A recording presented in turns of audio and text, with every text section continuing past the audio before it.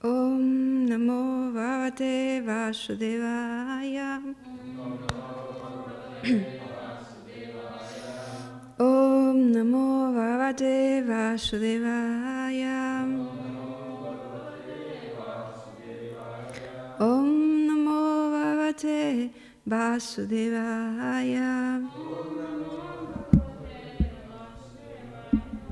Narayanam Namaskrityam Naran Chaiva Narotaman Devi Saraswatim Vyasam Tato Yayan Udhirajet Nasta Prayesu Vadresu Nityam Bhavata Sevaya Bhagavati Uttamai Sloke Bhakti Vavaiti Naistiki.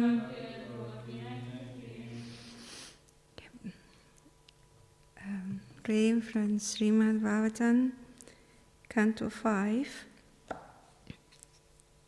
Chapter 22, text number 8.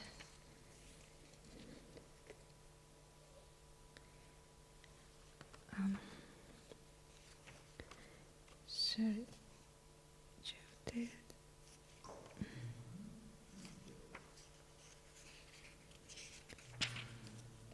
Okay. The text is in prose, so we can repeat word by word. If you please can help us. Evam Das Chandrama, the moon, Arka Gavastivya, from the rays of the sunshine, Aparikstat, above, Laksha Yojanata, by a measurement of 100,000 yojanas. Apalavya Manaha, being situated, Arkasya, of the sun globe, Samvatsara Bhuktin, the passage of 1 year of enjoyment. Pakshavyam, by 2 fortnights. Masabhuktin, the passage of 1 month. Sapada Rikshabhyam, by 2 1/4 days. Dinena, by a day. Eva, only. Pakshabhutim, the passage of 1 fortnight. Agrachari, moving impetuously.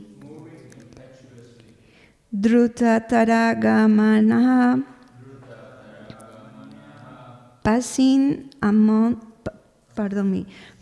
more speedily.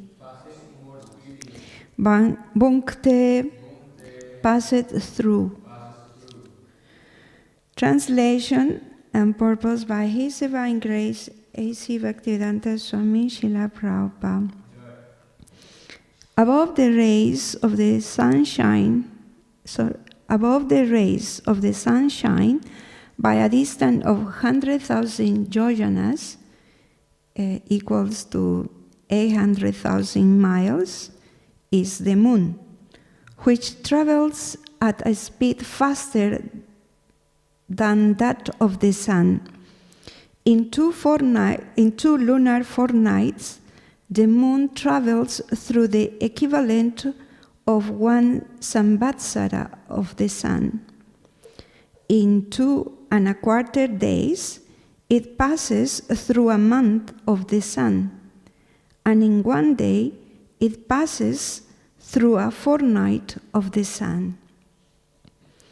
Purpose. When we take into account that the moon is 100,000 yojanas or 800,000 miles above of the rate of the sunshine, it is very surprising that the modern excursions to the moon could be possible. Since the moon is so distant, how space vehicles could go there is doubtfully mystery. Modern scientific calculations are subject to one change after another, and therefore they are uncertain. We have accepted the calculation of the Vedic literature. These Vedic calculations are steady. The astronomical calculations made long ago and recorded in the Vedic literature are correct even now. Whether the Vedic calculations or modern ones are better may remain a mystery for others. But as far as we are concerned, we accept the Vedic calculation to be correct. May I repeat this part, please? Whether the Vedic calculation or modern ones are better may remain a mystery for others. But as far as we are concerned, we accept the Vedic calculations to be correct. Shri Prabhupada ki. Anangyana timirandasya, yanangyana salakaya, chakshurulmitanjena tasmai Sri Gurave Namaha. Mukhaṁ karoti vachalam phangum lahangalte girin, Jat kripata maham vande Sri Guru Dinatarinam Paramananda Vardhanan Sri Chaitanya Ishvaran Namo Om Vishnu Padaya Krishna Prestaya Bhutale Śrīmate Bhaktivedanta Swami iti namine Namaste Saraswati Deve Gauravani Pracharine Nirvisesa Sunjavadi Paschatya Desatarine Vanchakalpatarubhyascha kripa sindhubhyacha patitanam pavanebhyo vaishnavibhyo namo namaha. Sri Krishna Chaitanya Prabhu Nityananda Sri Advaita Gadadhara Srivas Adi Gaura Bhaktavrinda Hare Krishna Krishna Krishna Hare Hare Hare Rama Rama Rama Hare Hare. Okay. Hare Krishna. Thank you so much for attending the Bhagavatam class today. We are continuing with the presentation about the structure of the universe, but fortunately, this time I found quite interesting this text because it's one of the fundamental pillars of our practices in Krishna consciousness, how the Acharya, in this case, our Srila Prabhupada, stated about the validity of what we are doing now, studying the Shastras, and what should be the ideal attitude that we all should follow.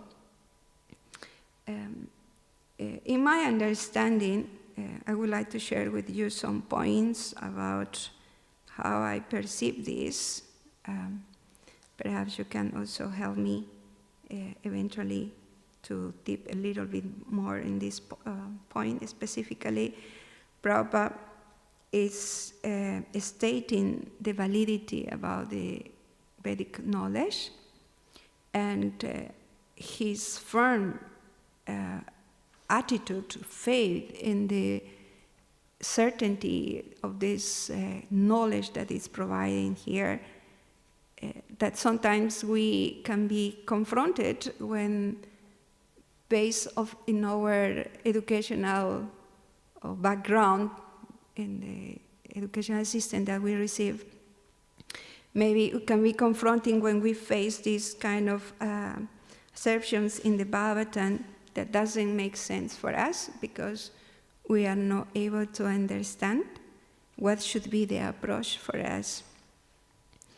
So this text talks about the movement of the moon in relation to the sun.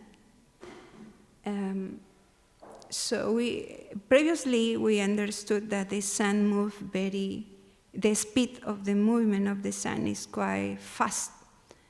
And apparently here it said that the moon moves faster than the sun. How we can understand this? Because in our experience we also see the different movements of the moon and the changes that the moon is showing us, displaying the phases of the moon, and how the Vedic literature is describing here. If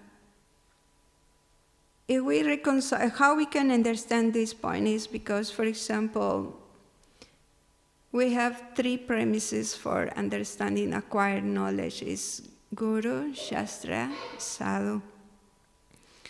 The Shastra is establishing here this statement, and Prabhupada clearly is teaching us, as the Acharya, teaching us the proper approach, ascertain the validity of what is described here. And the sadhus are helping us to apply this in our daily activities, how we can understand.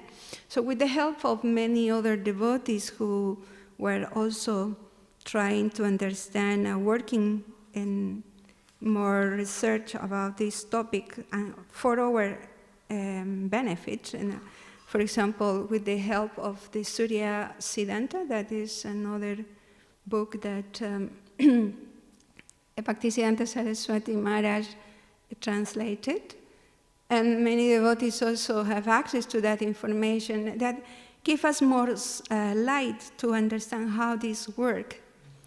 He said that, for example, as yesterday in the presentation given by Gopavindash Prabhu, in the graphic we learned about the movement, the sun, how in relation to the Kala Chakra, there are different motions that different planets are having, and the moon as well. But the description that is given here is more from the perspective from the zodiac signs. It's for the reason that it thinks that the moon moves faster than the sun. Because yesterday we understood that the sun, in relation to the Kala Chakra, where the constellations are the zodiacs are on, so like a fix, the zodiac or the constellation, they don't have movement, but they move with the Kala Chakra. So Kala Chakra, the speed of Kala Chakra is faster than the movement of the sun. So it said the variation and the difference is just for 1 degree between the Kala Chakra and the sun. In that way, for example, for the sun to cover one of the constellations of the Kala Chakra, it takes 30 days. It's only one constellation, so it's whole movement of the sun to cover all the zodiac takes 12 months, because 1 month to cover just one aspect, one constellation. Because every day is just one part of this zodiac, one part. So 30 days take to cover whole. But the movement of the moon, the angle of variation is not just 1 degree, it's 30 degrees. This is according to the Surya Siddhanta. So it's 30 degrees of variation, and it's the own motion of the moon, the sun, and the Kala Chakra. So looks like the moon is like a retrospective movement. So in that sense, when the Kala Chakra is moving faster, the moon come to, it happened that it's covering twice the same constellation. For example, if we revise the 4 nights, the Ekadasis, we have 28 Ekadasis during the year. So it means that twice every constellation, the moon is happening, it's coming. So in that way, we explain that it's said here that the moon covered or is passing twice literally said the 2 fortnights, the moon travels through the equivalent of the samsara of the sun. So, because the sun takes 1 year to cover all the zodiac, but for the moon is twice. Does it twice because the angle that it has, 13 degrees, along with the movement of the Kala chakra, allows the moon to pass through every zodiac twice in a year. For that reason, it's explained here that apparently the moon is faster than the sun. But it's not because the property of the movement of the moon itself, it's because the movement of the Kala chakra and the moon together makes that the Kala chakra is faster, that gives the ability of the moon to pass twice of the zodiac during the year. Is that understood? Yeah? So in that way, but again, this is based in the Surya Siddhanta that sadhus are helping us to understand the statement that Acharya is giving to us, and of course based in the Shastra. So what we were mentioning before, the way how we learn is based on Guru, Shastra, Sadhu. So, and in this case, to me personally, the way how Prabhupada established the attitude, the conviction that every serious spiritual practitioner of our tradition should have, according to the Shastra, the approach to the Shastras, the firm conviction, no matter, Prabhupada very nicely said, as far as we are concerned, we accept the Vedic calculation to be correct. But why? Prabhupada also, it's not like a blind faith. No, it's not just, it's correct and that's it. The Prabhupada also said, why? He said, because for thousands of years, for a long time, those calculations that are described or presented here in the Shastras haven't been changed. It's fixed. So, and it can be verified. And we can see that with the help of our advanced and also serious devotees, sadhus, we are able to corroborate that information is correct. And many devotees who are, for example,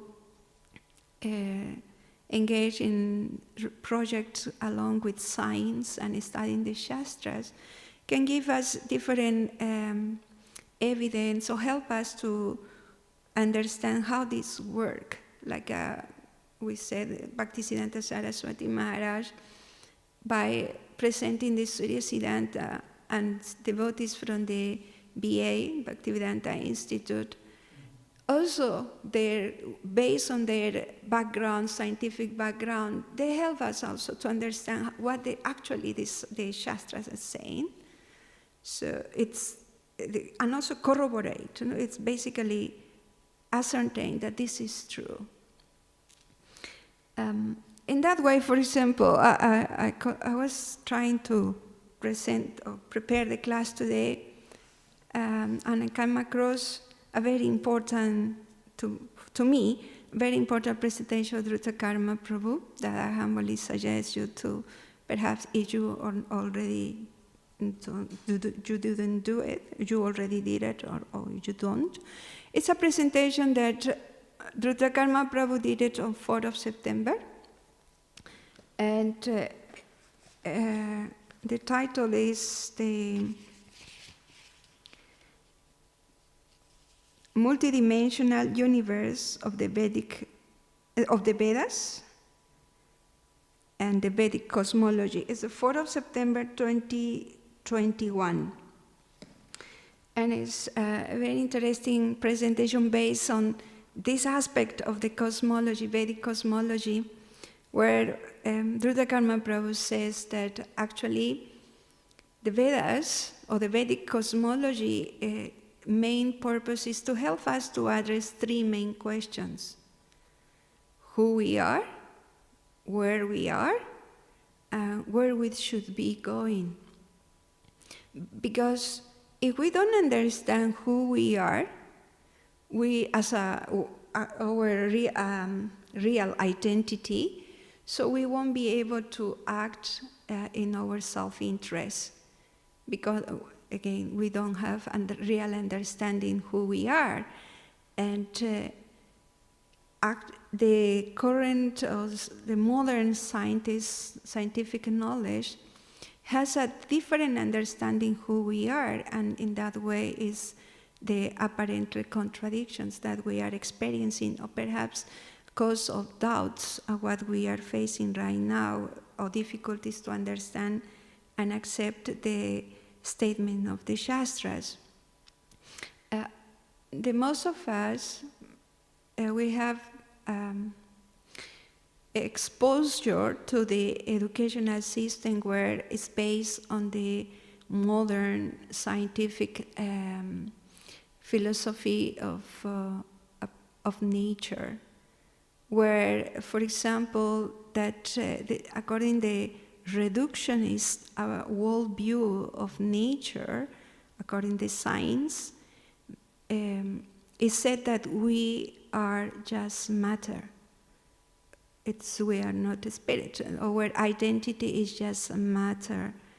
And as a matter, we are unconscious. The quite different approach how this Shastra says that who we are aham brahmasmi, according to the Vedic cosmology. So we are conscious. But scientific approaches said that we are just matter.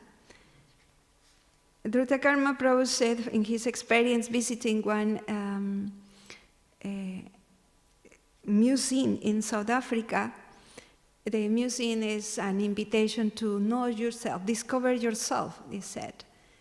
And but in the entrance, there is a big sign that it says, let me read it. It's a statement given by Richard Dawkins. Probably you heard about him, the famous biologist that is atheist. And it's a big billboard that said, we are survival machines, robots, vehicles, blindly programmed to preserve the selfish molecules known as genes. So that is how the current modern science has understanding about who we are. Machines, matter.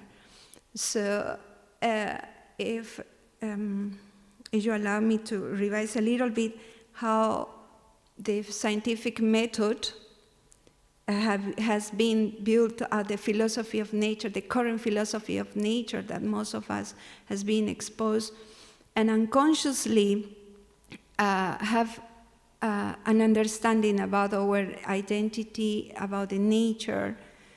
For example, there is one scientist, biologist as well. He is more in a process investigating the presence of consciousness in nature. And contrary to the approach that the mainstream scientist has, he says that he wrote a book entitled The Science of Delusion. That is, his name is Rupert Sheldrake. Have you heard about him? Very famous, and he's from UK. And he established, and he said that there is a belief that science already understands the nature of reality in principle, but it's leaving the details to be filled up according to the circumstances. And this is supported by the technology that we are experiencing right now, the advance of the technology that make us believe that the science is right, because whatever transformative things that is happening, that we are experiencing, is underlined by the development of the technology based on science. So it's that's understanding that we are having, so that science must be right. But we understand also that the science have, as we mentioned before, a very effective, a powerful method, a scientific method, that even sometimes Prabhupada mentioned about it as well, when he said that Krishna consciousness is scientific. Why? Because in the scientific method is based on questioning, then discussing, we do hypotheses, and then empirical evidence. So the same principle, this method is essential for science, but it's applicable for Krishna consciousness as a spiritual science. So, but the current science, it's reductionist in his approach about the philosophy of nature, where it's based more in the materialistic point of view, where everything is matter, and it has a dogma based on 10 principles. I will be just touching a few of them, because it's related to what Dhruta Karma Prabhu was presenting. So I thought it would be interesting for us to understand this point. Because the important to understand who we are, that it's very essential at this point. Science has an understanding that we are just matter, machines, and everything is matter, and that means unconscious. And matter is the laws of nature are fixed. And there is a very famous law of conservation of matter and energy. Most probably you heard about it in studies, physics, for example. And there is no consciousness, there is no mind, it's just the product of functioning of the brain. Those assumptions of, for example, of science, where it's just recently, because that is starting from the 19th centuries, but previously we studied the history of science, the philosophy of nature, around medieval age, where, for example, Thomas Aquinas, they have a philosophy that everything is an organism. The anima comes the spirit in Latin, and Aristotle's, St. Thomas Aquinas, his philosophy is based in Aristotle, where he acknowledged the body and also the spirit. But in the Renaissance with Descartes, the science took another approach. Descartes separated the matter and the spirit. The matter based on the body and the energy, it was more addressed by science, and the spirit, God, angels, it was just relegated just to religion. So he did that separation. But initially, it was more the understanding that we are organisms, not just matter. As organisms, that means we are conscious, and we have anima. In Latin, that means spirits. So, but that changed in the 1900 centuries. it's quite important to understand this, how it's evolved, because how now the approach of science is more materialistic, reductionist to just matter, because makes us mechanical. And if we have that approach, as Richard Dawkins said, you are just survival machines. But with that approach, make us to think that we need to compete between each other, and the purpose of life would be to produce and consume more material things. With this approach, we just destroy the planet, destroy the nature, and it's also the cause of conflicts in our interaction with others and the nature. So conflict at all levels. Because with the false understanding or incomplete understanding who we are.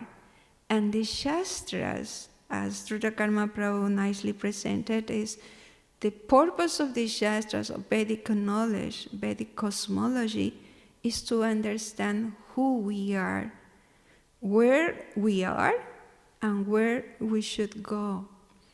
So, but to understand where we should go, we need to know where we are, how the universe is laid out. Rudrakarma Prabhu gives a nice example. It's like being in the airport. You need to take your flight. So, but to know where you have to take your flight, you need to know how the airport is designed, where are the gates, and because how you will ascertain your way back to home, in this case, to take your flight. So you need to have knowledge. Now, for the reason we are studying this universe, how this is organized, for us to have clear understanding where we need to go.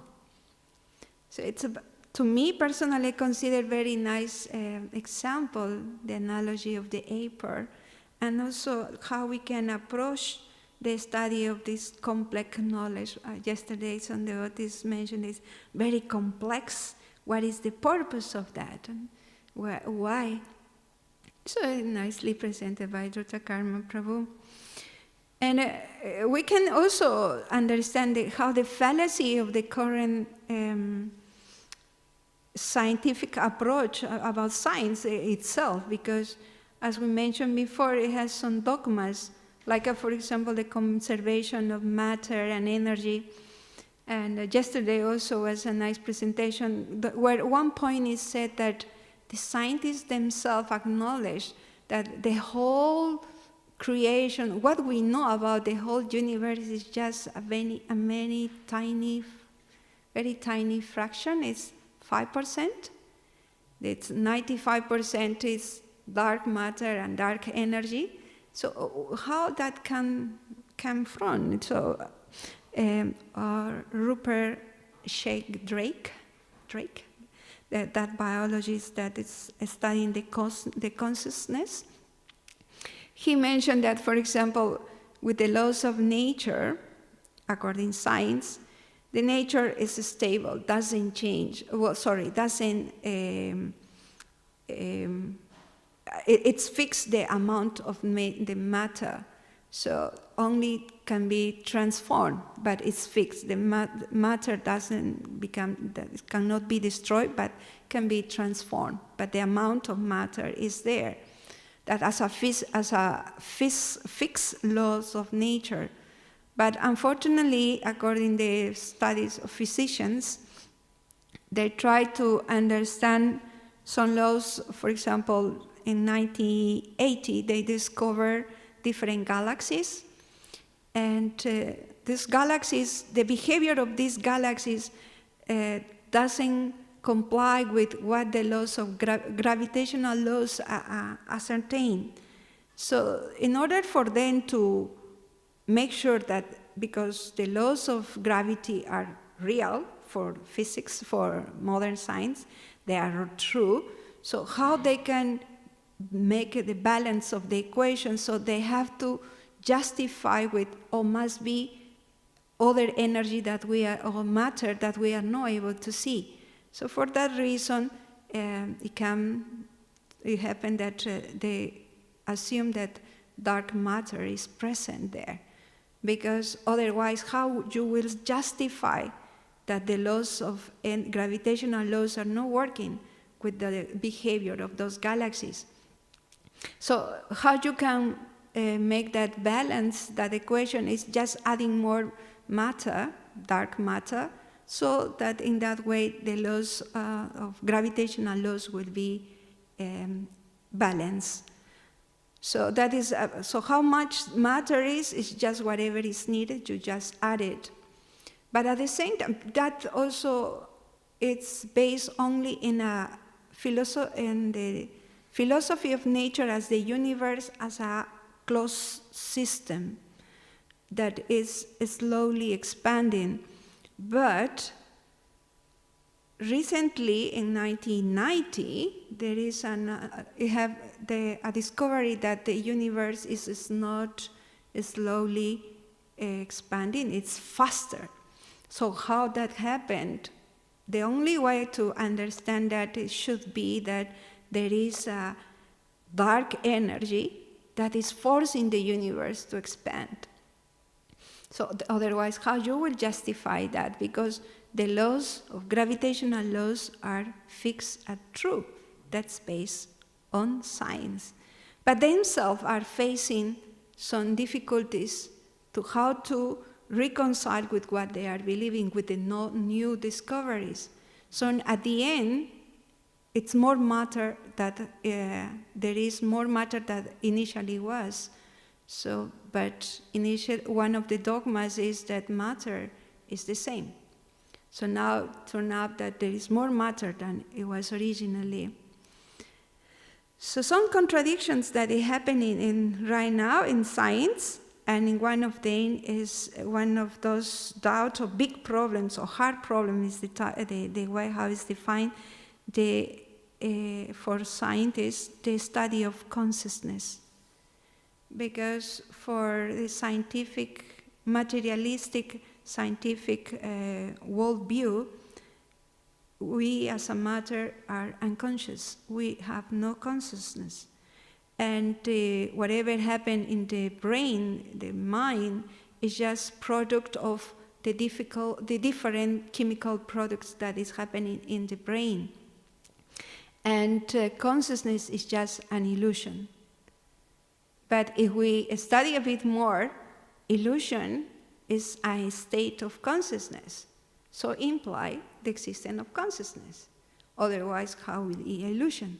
So some contradictions that is happening in the current studies of science. And serious scientists, they are taking an account these circumstances to revise what actually this science is presenting. And Ruta Karma Prabhu nicely also presented the one philosopher. Yeah, he said Thomas Nagel, that is a professor of philosophy in New York University. He wrote a book. The title of the book is The Mind and Cosmos. The subtitle is Why the Materialistic Neo-Darwinist Concept of Nature is Almost Certainly False. Is that one book by Thomas Nagel. And he said that the problem of consciousness is everything, it's becoming very much serious. If we take this problem seriously and follow up its implications, it threatens to unravel the entire naturalistic world picture, where they explain everything in terms of matter. So if we give more validity to the study of consciousness in nature, we'll create a conflict between what we already understand about nature based on matter. and in one sense will give us the different options, the opportunity to explore different options or source of knowledge. In this case, for example, as Prabhupada nicely established here, that to me was quite strong and confronting, because the firm fate of Prabhupada in what the Shastra says. And that gave me opportunity to explore a little bit about what should be the approach of us, how we can honestly approach the Shastras with our background that unfortunately some of us we have due to the educational system that we were exposed, where sometimes it's difficult to reconcile the statement of Shastras and what we understand, and also our capacity of understanding due to our level of consciousness. And in this process of reading a bit, there is one statement that it said that the Vedic knowledge, the Vedic or spiritual knowledge, cannot be attained by research or reading books. The spiritual knowledge has to be revealed. What that means and how we can get that or the benefit of the scriptures or the spiritual knowledge to be revealed to us. There is a recipe for that, for us, for how to do it. And Krishna himself stated in the Bhagavad Gita, do you know what is it? How we can receive knowledge and be revealed to us. It's very famous text, 4:34. Tadvidi pranipatena pranipashnena sevaya utadekshantite Gyaninas Tvato Darshinaha. So what that means is that we need to approach to the spiritual master. In the beginning we talk about Guru Shastra Sadhu. So the knowledge, the spiritual knowledge should be revealed to us when we have the proper attitude to approach to the spiritual master, inquire submissively, but not just inquiring. There is another important factor that means service. With service attitude and practical service that we can render to the spiritual master, to the sadhus, that then, by them being pleased, the knowledge will be revealed. So, but what actually means the knowledge to be revealed? Bhaktivedanta Maharaj says in one of his lectures, it's easy to have knowledge of the different books, reading, but it's just theoretical knowledge. Having real spiritual knowledge means having realization. Realization means how to apply this practical knowledge in our daily life activities, to reconcile some kind of essential exceptions that we see, sometimes we confront in the Shastras, because we understand the principles. When, for example, Krishna in the Vedas established that all bones are contaminated, but in the altar we have the conchs, and conchs are bones, but they are auspicious. So how we can apparently contradictory statements can be reconciled? So it's in this way is how we can understand that knowledge is revealed, because it's a realization, and that to acquire that aspect is to acquire that capacity has to be coming through by pleasing the sadhus, by pleasing Guru. Quite important factor. There is one text that is very famous, Swatavatara Upanishad. Yata deve bhakti. Sorry, let me revise my notes. Perhaps any of you know about that text? Yata deve para bhaktir, yata deve tata guru, tataite katita hyarta, prakashante mahatmana. That is Svetavadara Upanishad 6:23. It said that by submissive service to the Lord, faithful service to the Lord and to the sadhus, all the Vedic knowledge will be revealed. And I was, based on that text, I was revising also many other texts that in the Bhagavatam or Prabhupada quoted, and like 20 different quotations or more even, some conversations. But just in Bhagavatam, there are 20, Bhagavatam, like 14 different quotations to this text. They constantly Prabhupada emphasizing by submissive service to the sadhus, the knowledge will be revealed. Bhagavad Gita constantly, also was revising Bhagavad Gita. I found 3 times, 6:11, 10:8, 4:44, 4:34 as well. The same point. By submissive attitude, rendering service, pleasing Guru and Sadhu, Krishna, knowledge will be revealed.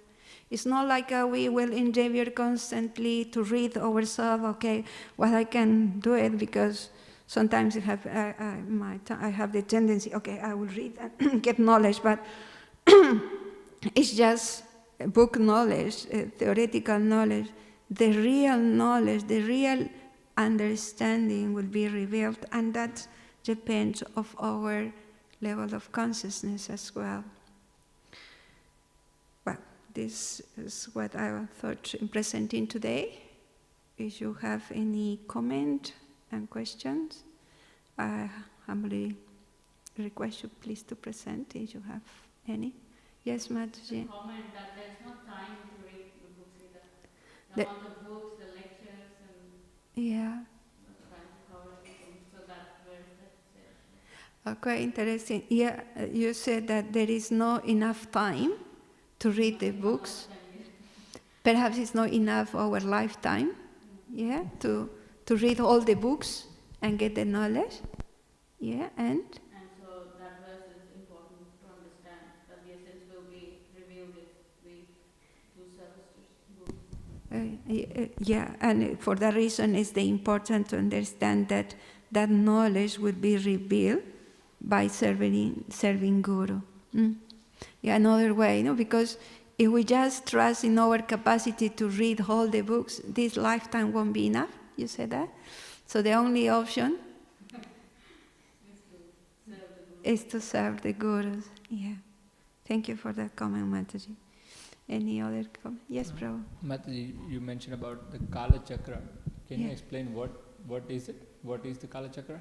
Yeah, and it's in the previous chapters, is described is the movement of time. So like how the time is perceived, like how we perceive the time, that's Kala Chakra, that is what we see in the moment? Yeah, the Kala Chakra is the time itself, how it's moving. It's moving, and it's in the same orbit is the sun also moving. The sun is moving, but it's independent from the sun. It's the time itself. For that reason, it's Kala Chakra, Kala time. Yeah, it's the movement of time, and in that orbit, the sun also is moving. And it has its own speed, independent from the sun. So my understanding was that the time is perceived more by seeing the movement of the sun or of the moon. So that's what I understood. Like say when the sun moves from 2 degrees or 3 degrees or whatever, and that's like your 1 hour or whatever, just an example. So but so the Kala Chakra, that's separate to how the sun is moving. Yes, that's right. Yeah. Kala Chakra, it's independent. It has the speed of the Kala Chakra is more than the sun. in comparison with the sun, sun is 1 degree less than Kala Chakra. The movement of Kala Chakra. And in the Kala Chakra, on the Kala Chakra are the constellations, the zodiac, the signs. And they are like a fix, not like on top, but the fix of there. No, they don't have movement, independent movement, but they move with the Kala Chakra. And the sun has independent movement because the example of the track, the different tracks for the race, different tracks. And if you take Kala Chakra as the track number 1, the runner in the track number 1, it's faster from the track number 2, that is sun. And we can consider the moon in the track number 3. So each one has different independent movement, and the speed is different. So in that way, but it's simultaneous. For the reason we can see, if we see independently one by one, it's difficult to understand. But we need to understand that it's simultaneously 3 different movements. And in the independent, and each one of them, the Kala Chakra more faster than the sun, and the sun faster than the moon. But if we see, that is one point of view, because if you see from the zodiac point of view, because the sun takes 1 year in covering all the 12 zodiac, look like it's lower than the moon that passed twice. So externally we can consider that the moon is faster than the sun without considering the movement, independent movement of the Kala Chakra. Because actually, because the Kala Chakra is moving faster than the moon, that facilitates that the moon twice cover the Kala Chakra, pass twice, because the Kala Chakra is quickly, and so in that way, twice the moon is in each sign. So apparently say, so because the moon is twice in each zodiac, so the moon must be faster than the sun, from the zodiac point of view. So it's quite important to understand that, as yesterday was presented, this is different perspective, different ways to see the same thing. From the perspective of a zodiac is one way it's presented here, but also if we see from above of them, the vision is different. So different angles of perception. So it's just that. The same thing from different angles of perception. Can be apparently different. Apparently, no? Yeah. That response answer. Yeah. No, the Kala Chakra, it's the orbit where the sun is going. And it's the time. And if we talk about physically, the zodiac is about the constellations, but they don't have movement. But it's quite interesting how they move with the Kala Chakra. You understand that? I think the struggle that there's an orbit. So orbit is just a track. But then when we say the Kala Chakra is moving, it's like just trying to understand what in the orbit that's moving. Yeah. There's for example, the zodiacs are fixed. Then you have like these constellations that are moving, but they're moving with the Kala Chakra. But then what is that is moving in the Kala Chakra in the orbit? Just trying to understand that. It's good. Thank you for mentioning that. The Kala Chakra has an orbit where the sun also passes through. The movement of the sun is based on the orbit then made by the Kala Chakra. But the Kala Chakra said it's time as well. Kala Chakra exactly is time. That moved, it has an orbit, area where it goes. And the sun takes as a reference the same for his movement. But the Kala Chakra is time. It's for us, our mind is, we need to have, it's physical thing, or that we can see, that we need to see, that's our capacity, the way how we perceive, but actually it's not, it's subtle. We cannot see time, but we experience the time. Yeah, it's something also we need to understand. We have a lot of constraints. Not just our consciousness is a bit limited, also our perception, the way how we perceive, limited senses, so, and the way how we are used to think because of our educational system, how we were brought up. So Kala Chakra is not physics. It's something physical. Okay, it's an object like a sun, the planet that is moving. It's not like that. Yeah. And what is myself, I'm trying to learn, but only I know Kala Chakra is time. And it's described in the Bhagavatam, previous chapter, it's time. And in that, it has a orbit. Like the nice example of the tracks for running, yeah? So in that, the constellations are on the Kala Chakra. That is described. And they don't have independent movement like the sun. They move along with the Kala Chakra. So the Kala Chakra is the track? It has its own track. It's a orbit. Kala Chakra has the track, or Kala Chakra is the track? Kala Chakra has, and it looks like an S also because the orbits are there. Yeah.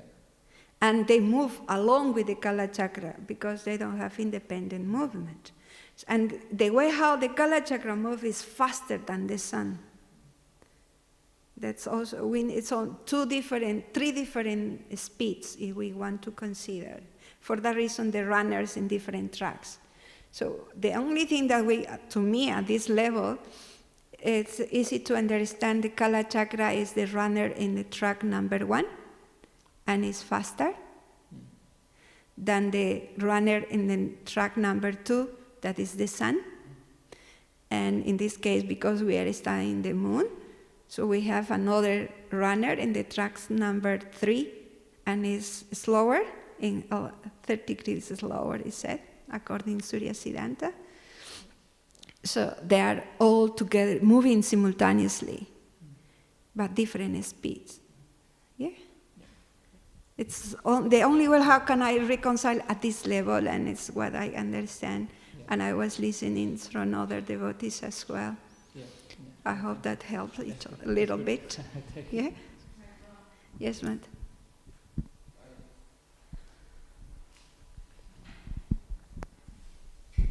We have a question from Sivya. Okay. You said that when you ask Guru Maharaj a question, you just can't ask a question, but you have to do some personal service. Yeah. But what service can I do for my Guru if I want to ask a question? Oh, what kind of service? Well, we need to ask the Guru, no? As well. But in this case, for example, for all of us, we have Srila Prabhupada as our main Shiksha Guru. And if for those who they don't have specific gurus and they didn't receive specific instructions, well, for all of us, Prabhupada, and the seva that we can render, it's nicely defined by Srila Prabhupada by studying his books, chanting or following the principles, chanting rounds, offering practical service according the temple authorities of the center where you are performing or trying to perform bhakti. Yeah, it has to be authorized. She means to ask, is there any personal service that you have to do to the Guru before you ask a question? Oh, personal service. Well, asking question also is a service as far as I understand, but depends the mood, the way how we do it. Well, that I would say that depends the relationship that the disciple has with the Guru and different Gurus. The main point actually is the service attitude. It's not that something that I have to, specific service or personal service that I must do it. It's the service attitude, whatever is required. It's not like I approach to the person or Guru to get knowledge and that's it. There is a loving exchange that because of gratitude you want to serve that person, that attitude, that submissive attitude. And in the one of the main principles in our Shastra is that everything is based in a service attitude. Even here, today we are hearing a lot about the Vedic knowledge or spiritual knowledge is revealed because you have the proper service attitude. It's not selfish attitude that whatever I can get it for me, because when we approach to ask questions is, I have doubts, I want to clarify my doubts, selfish interest. But if we have the service attitude, and if we approach with that submissive attitude, okay, I need this knowledge to increase the quality of my performance of my service, my devotional service to Krishna, to Guru, to others. The purpose of my questions is also related to the service attitude, or the attitude that we have is the service attitude of self-serving attitude. Well, I don't know if that responds that question, but at the moment it's the way, how can I address that? He has a question. Thank you.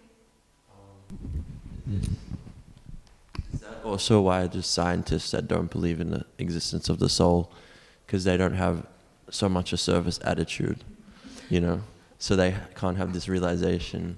Well, quite interesting what you said. Yes, for example, it's because according to our Dhruta Prabhu, that he is also a scientist and he's a devotee, he emphasized, because we don't have proper understanding who we are, the tendency to consider that we are machines, just matter, and we have to survive. There is a competitive nature. So as much I can consume and produce material things, that is the goal of my life, because survival, competitive, so it's selfish nature. It's not like I will help others. And because of that also I have the tendency to explode or destroy the nature and the conflict in the relationship with others. Yeah. That's based on Dhruta Prabhu's approach, and I personally consider that's very applicable to what we are experiencing. Yeah? Did that answer your question, Prabhu? Yeah? Okay. Quite important to understand who we are, what is our identity, and based on that we will be able to act for our self-interest, based on the understanding who we are. Okay, thank you. Granted Śrīmad Bhāgavatam ki jai, Śrīla Prabhupada ki jai, Vancha Kalpatarubhyascha, Kripa Sindhuyascha, Patitanam Pavanebhyo.